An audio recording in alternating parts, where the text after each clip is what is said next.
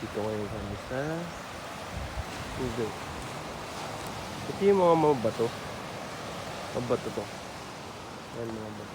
So, medyo madaming kalat dito. Yung mga coral. Maraming coral.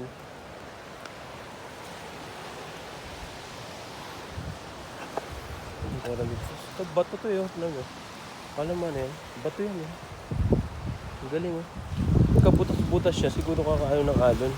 O baka ganyan talaga yung design. Taas mo.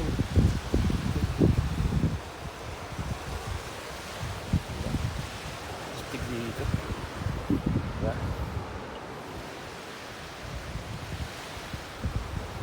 Ang dami mga coral eh.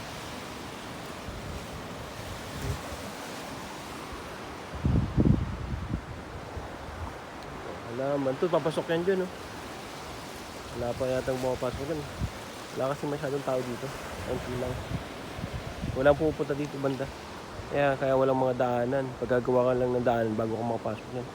Tikit-tikit yung halaman sa loob. Ang dagat.